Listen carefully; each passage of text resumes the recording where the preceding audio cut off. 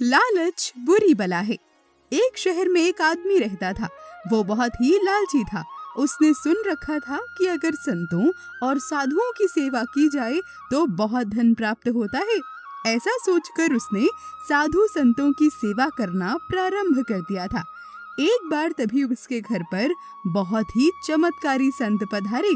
उन्होंने उसकी सेवा से प्रसन्न होकर उसे 4 दीपक दिए और कहा, अरे सुनो, इनमें से एक दीपक जला लेना और पूरब दिशा की ओर चले जाना।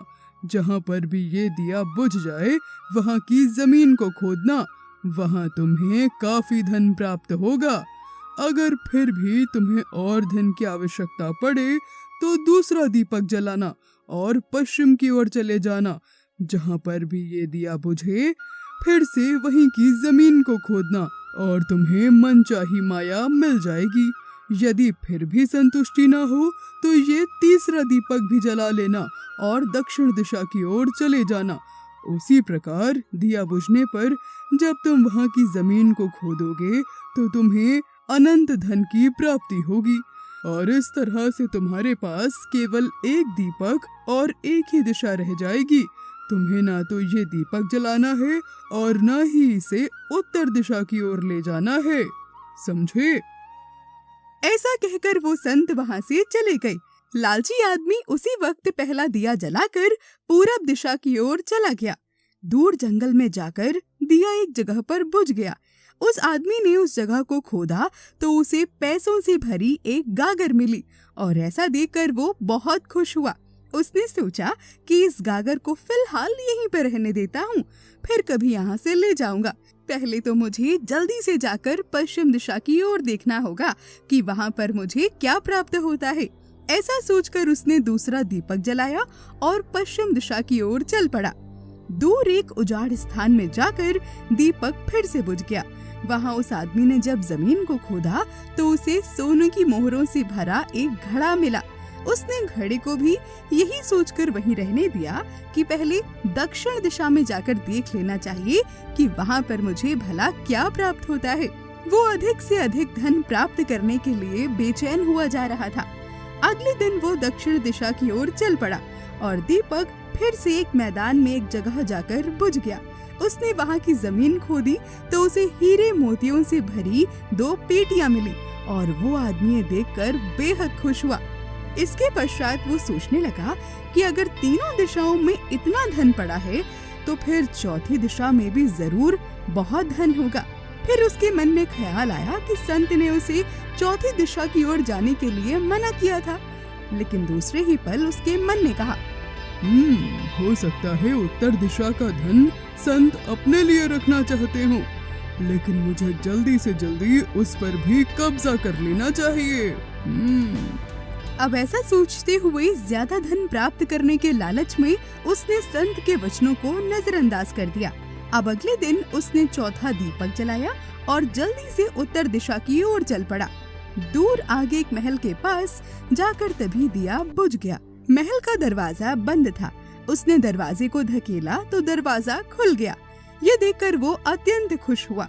उसने मन ही मन सोचा कि ये महल शायद उसके लिए ही है। अब वो बाकी तीनों दिशाओं की दौलत को लाकर भी यहीं पर रखेगा और ऐश से अपनी जिंदगी को जिएगा।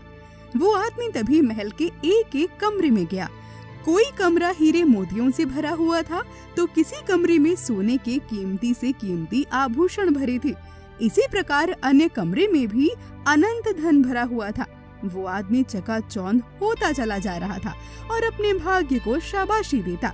वो जरा और आगे बढ़ा तो एक कमरे में तभी चक्की चलने की आवाज सुनाई दे रही थी। उसने उस कमरे में देखा तो एक बूढ़ा आदमी चक्की चला रहा था। लालची आदमी ने तभी बूढ़े आदमी से कहा, अरे तुम यहाँ भला कैसे पहुँचे? जवाब में तभी बूढ़ा आदमी बोला, अरे ऐसा कर कि तू ये चक्की चला, मैं सांस लेकर तुझे सब बताता हूँ। लालची आदमी ने अब चक्की चलाना प्रारंभ कर दी। लालची आदमी के ऐसा करते ही बूढ़ा आदमी जोर जोर से हंसने लगा। तभी लालची आदमी उसकी ओर बड़ी हैरानी से देखने लगा। वो तुरंत चक्की बंद ही करने वाला था कि तभी बूढ़े आदमी ने उसे खबरदार करते हुए कहा, अरे नहीं नहीं, ऐसा बिल्कुल मत करना। ये महल अब तेरा है, लेकिन ये याद रखना, ये उतनी ही देर खड़ा रहेगा जब तक तू ये चक्की चलाता रहेगा, और जैसे ही तूने चक्की चलाना बंद की तो तुरंत ही ये महल तेरे ऊपर गिर जाएगा। अब कुछ समय रुककर तभी बूढ़ा आदमी फिर से उसे समझाते हुए बोला, एक वक्त पर मैंने भी लालच करके संतों की बात नहीं मानी थी, और देख मेरी सारी जवानी इसी तरह इस चक्की को चलाते हुए बीत गई। ऐसा बोलकर वो लालची आदमी बूढ़े की बात सुनकर रोने लग गया और फिर रुआसी आवाज में बोला, अरे तो अब मेरा इस चक्की से छुटकारा भला कैसे हो पाएगा? जब तक तेरे और मेरे जैसा कोई लालची आदमी अंधा होकर यहाँ नहीं आ जाता, तब तक तू इस चक्की से छुटकारा नहीं पा पाएगा, समझा? तभी वो लालची आदमी वापस से उस बूढ़े आदमी से बोला, अब मेरा एक आखिरी सवाल ये है कि तुम यहाँ से बाहर जाकर अब भला क्या करोगे? अरे मैं अब लोगों से ऊंची ऊंची आवाज में कहूँगा कि लालच बुरी बला है।